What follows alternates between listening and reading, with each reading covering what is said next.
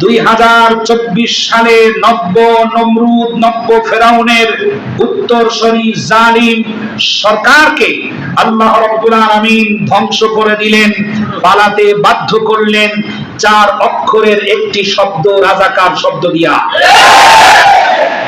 আপনাদের জানা আছে, শুনেছেন অনেকবার, পৃথিবীর ইতিহাসে সমস্ত জালিমের পতন হয়েছে আর মাজলুমের বিজয় হয়েছে, এবং পৃথিবীর বড় বড় জালেমকে আল্লাহ রাব্বুল আলামিন শেষ করে দিয়েছেন ছোট্ট ছোট্ট বিষয় নিয়ে।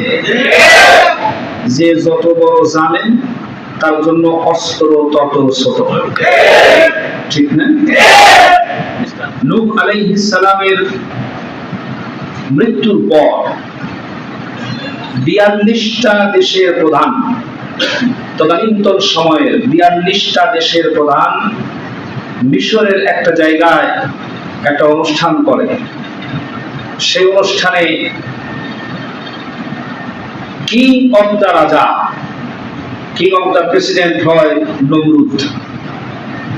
এই নমরুদ 42টা দেশের বাদশাদের উপরে বাদশাহী করার যে ক্ষমতা পেল, পাওয়ার পরে তার চোখ আর মুখ অন্ধ হয়ে গেল, ডানেও দেখে না বামেও দেখে না। উদ্ধত্ত, গৌরব, গর্ব, অহংকার এতটা বেশি বেড়ে গেল, জাতির সামনে দাবি করে বসলো আমি রব, আমি তোমাদের সব কিছু করতে পারি, ভালো করতে পারি, মন্দ করতে পারি।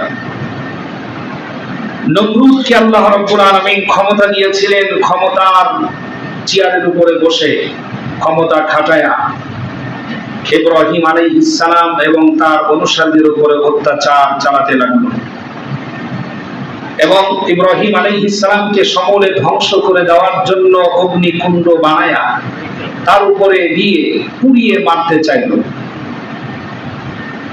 ইব্রাহিম আলাইহিস সালামের উপরে যথেষ্ট অত্যাচার করা হলো। আল্লাহ রাব্বুল আলামিন এই জালিমকে শেষ করবেন, আল্লাহ পাক পরিকল্পনা গ্রহণ করলেন।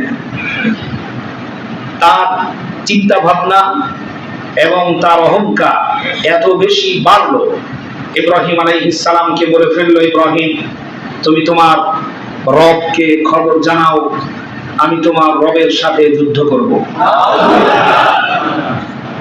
এবং সে যতটা সম্ভব পাহাড়ের উপরে উঠতে লাগলো,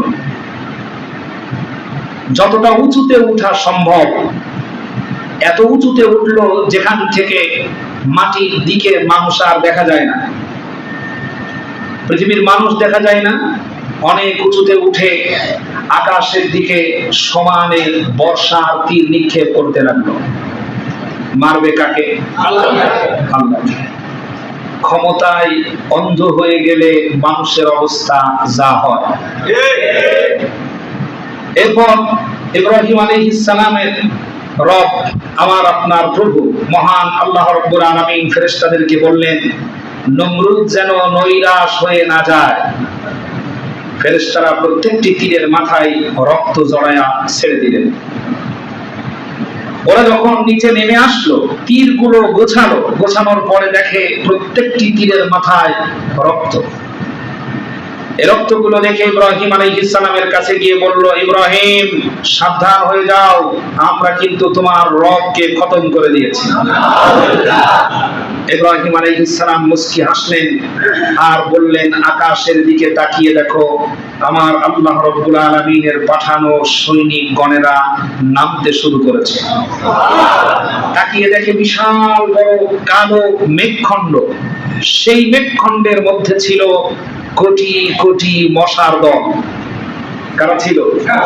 মশার দল। মশাগুলো দেখে নমরুদ তুচ্ছ তাচ্ছিল্য করলো, এত মশা 2 আঙ্গুলের মাঝখানে টিপ দিলে সহ্য করতে পারবে না, এমন প্রাণী দিয়ে তুমি আমাকে মারতে চাও? তুমি তো একটা পাগল। কিন্তু আল্লাহ রাব্বুল আলামিন মশাদেরকে এমন প্রশিক্ষণ দিয়ে সৈনিক আকারে প্রেরণ করেছেন নমরুদ এবং তার রাজ্যকে ধ্বংস করার জন্য। সমস্ত মশারা নাকের উপরে বসে নাকের ছিদ্র পথ দিয়ে মগজে অবস্থান নিল। মশা অবস্থান যখন মগজে নিল, মগজে যখন কামড় দেয় তখন সৈনিকদের মাথা ঠিক থাকে? মাথা ঠিক থাকার কথা না। আল্লাহ পাক নমরুদকে পৃথিবী থেকে বিদায় করে দিলেন ল্যাংড়া বলেন মশা দিয়ে। ফেরাউনের পতন হয়েছে কিসে? পানিতে ডুবে। ফেরাউনের পতন হয়েছে কিসে? পানিতে ডুবে। পানির ভিতরে ডুবায়া আল্লাহ রাব্বুল আলামিন ফেরাউনকে শেষ করে দিলেন। এমন রাজ্য গঠন করলো ফেরাউন, তার বিরুদ্ধে কথা বলার মতো 1% থাকবে না, তাকে সহ্য করতে পারে না, সে এলাকা থেকে নিষিদ্ধ। এমনকি সংসদে আইন পাশ করলো, ইউযাব্বিহুনা আবনাআকুম ওয়া ইয়াসতাহয়ুনা নিসাআকুম, যারা তোমার বিরুদ্ধে কথা বলে সেই সকল পুরুষদেরকে হত্যা করে দাও। ওয়া ইয়াসতাহয়ুনা নিসাআকুম, এবং স্ত্রী যারা, মেয়ে যারা, তাদেরকে বাঁচিয়ে রাখো। তোমার সৈনিকদেরকে দিয়ে তাদেরকে ধর্ষণ করাবে। এই নীতিটা ফেরাউনের। কার?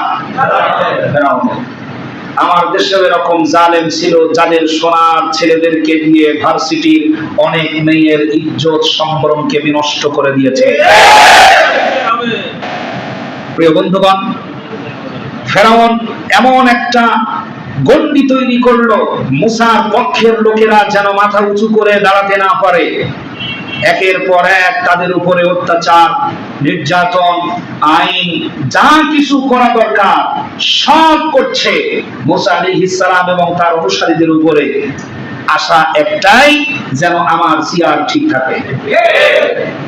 ফেরাউনকে আল্লাহ রাব্বুল আলামিন শেষ পর্যন্ত ডুবিয়ে মারলেন পানিতে, যে পানির অপর নাম কি? জীবন। আর আল্লাহ রাব্বুল আলামিন যে ওই পানির মধ্যে ওর মরণ রাখছিল, ও মোটেও টের পায় না।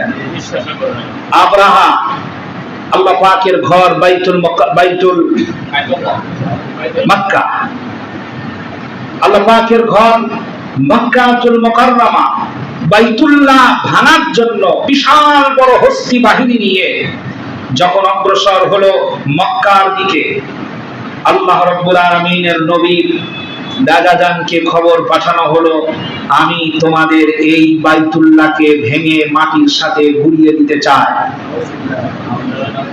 তিনি বললেন, ঘরটা আল্লাহ, আর এটা রক্ষা করবেন আল্লাহ। একথা বলে তিনি চলে গেলেন এবং বললেন, তোমার বিশাল হস্তি বাহিনীর সীমানার ভিতরে আমার একটি উট পড়েছে, ওটাকে ফেরত দাও। বলছে, তুমি কেমন বোকা, তোমাদের সম্মানের স্থপতি, সম্মানের বিশাল বড় নিদর্শন মক্কাতুল মুকাররমা বাইতুল্লাহ ভেঙে গুড়িয়ে দেব, এটা নিয়ে তোমার টেনশন নাই? তিনি বললেন, এটা নিয়ে আমার টেনশন নাই, কারণ এটা আল্লাহর ঘর, এটা আমার নয়। আল্লাহর ঘর যদি আল্লাহ রক্ষা করতে চান তাহলে তোমার হাত থেকে রক্ষা করবেন। আল্লাহর এই অবাধ্য বাদশা, অবাধ্য সম্রাট হস্তি বাহিনী নিয়ে আসা আব্রাহাকে আল্লাহ রাব্বুল আলামিন ধ্বংস করলেন। কি দিয়ে? আবাবিল পাখি দিয়ে। পাখি কি ঈগল পাখির মতো বড়? সবথেকে ছোট পাখি। আলাম তারা কাইফা ফাআলা রাব্বুকা বিআসহাবিল ফিল আলাম ইয়াজআল কাইদাহুম ফি তাদলিল ওয়া আরসালা আলাইহিম তায়রান। আবাবিল পাখি দিয়ে আল্লাহ রাব্বুল আলামিন তাকে ধ্বংস করলেন। কান খাড়া করেন, এইদিকে লক্ষ্য করেন। আল্লাহ পাক তাকে ধ্বংস করলেন। নমরুদকে আল্লাহ রাব্বুল আলামিন ধ্বংস করলেন বিকলাঙ্গ মশা দিয়ে। ফেরাউনকে আল্লাহ রাব্বুল আলামিন ধ্বংস করলেন পানির অপর নাম জীবন, সেই পানির মধ্যে ডুবায়া। আব্রাহাকে আল্লাহ রাব্বুল আলামিন ধ্বংস করলেন ছোট্ট ছোট্ট আবাবিল পাখি দিয়ে। 2024 সালে নব্য নমরুদ, নব্য ফেরাউনের উত্তরসূরি জালিম সরকারকে আল্লাহ রাব্বুল আলামিন ধ্বংস করে দিলেন, পালাতে বাধ্য করলেন 4 অক্ষরের একটি শব্দ, রাজাকার শব্দ দিয়া। রাজাকার লিখতে অক্ষর লাগে কয়টা? একটি মাত্র শব্দ দিয়ে আল্লাহ রাব্বুল আলামিন এমন পরিস্থিতি তৈরি করলেন, বাংলার সীমানা ছেড়ে চোরের মতো পালিয়ে যেতে বাধ্য হলো। রক্তের মধ্যে যদি বীরের রক্ত থাকতো, তাহলে পরে জীবনের শেষ নিঃশ্বাস পর্যন্ত নেতা কর্মীদেরকে নিয়ে বাংলার জমিনেই থাকতো, মুশরিকদের কাছে, মুনাফিকদের কাছে আশ্রয় চাইতো না। যারা